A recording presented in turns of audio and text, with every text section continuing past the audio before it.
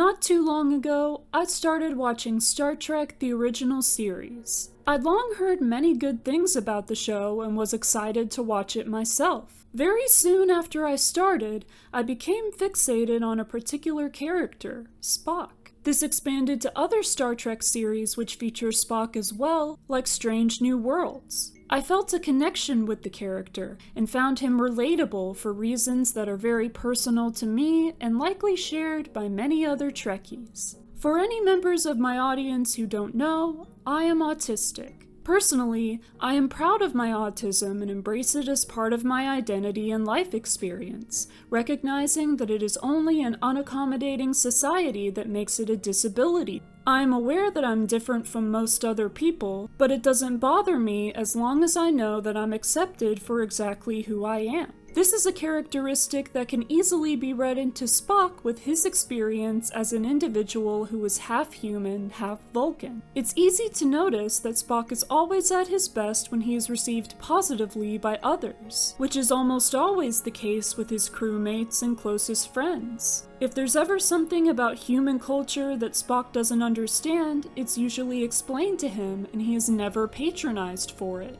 If any jokes are ever made by his friends about him being different, it's never at his expense, and he often makes such jokes about himself. Spock is not regarded as cold or heartless because he doesn't express emotion, at least in the same way as others. People understand that he just thinks and feels differently. On the other hand, Spock doesn't judge humans for their emotional reactions because he knows it's just the way they are, even if he doesn't understand it. Ever since Spock was a child being raised in Vulcan society, he was aware that he was fundamentally different from his peers. If there had been any other half-human, half-Vulcan hybrid individuals, perhaps he would have felt less alone. On the Enterprise, however, Spock is given a welcoming and understanding environment, and he thrives there, even with no one else like him around. He gets to do what he's best at. He's a good science officer for the crew because of his naturally analytical mind. He notices details and can easily make connections between them. Spock may very well be autistic himself. He is canonically confirmed to have dyslexia, and such neurological conditions often occur side by side with others. The tendency for Spock's human heritage to be shunned by his people and even himself very much seems to go against the foundational Vulcan philosophy of infinite diversity and infinite combination. I think it serves as a good reminder to the audience to make sure that they practice what they preach. I generally consider myself a tolerant person, but I'm not immune to making mistakes in that regard, and neither is anyone else. Being part Vulcan, Spock has unique skills that he wants to use to help others, such as his ability to mind meld or use the Vulcan nerve pinch. At the same time, he is first and foremost valued as a person and friend,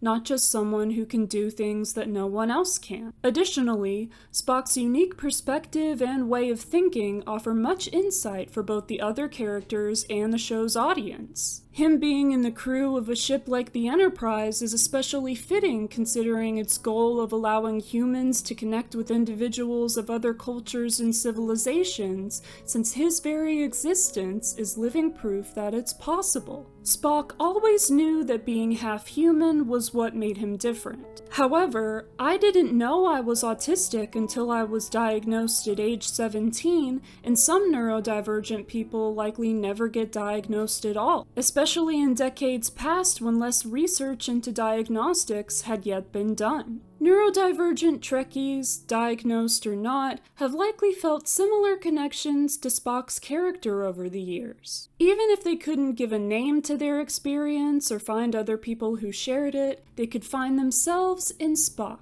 One of the actors who has played Spock, Ethan Peck, has openly acknowledged this aspect of the character and fans' connection to Spock because of it. Neurodivergent people have often been expected to blend in with neurotypical society and have had to adapt to it. As for Spock, he is very specifically half human and half Vulcan, and anytime he's pressured to be only one or the other, it's always detrimental to him. Spock being accepted as exactly who he is by those around him definitely corresponds to Gene Roddenberry's positive view of future society. It's part of what makes Star Trek as a whole so timeless. There have always been and always will be people who are different from others, who simply want to be accepted and understood. Spock may have two different sides to his heritage, but he is a whole and complete person. His friends on the Enterprise know that he cares about them, even if he doesn't always show it. They like him not in spite of his differences, but because they make him who he is. I hope that in the real-life future, society is more understanding of people who are neurodivergent or different from others in any way. It's up to all of us to make that future come to be. I think it's what Spock himself would want, as well as his original actor, the late, great Leonard Nimoy. May his memory be a blessing. So what do you think? How else would you say that Spock's character relates to the experiences of neurodivergent people or any other particular community? Let me know in the comments. Thank you for watching this video. Remember to subscribe to stay tuned as I do more discussions of Star Trek and all my favorite media. Live long and prosper, and I'll see you next time.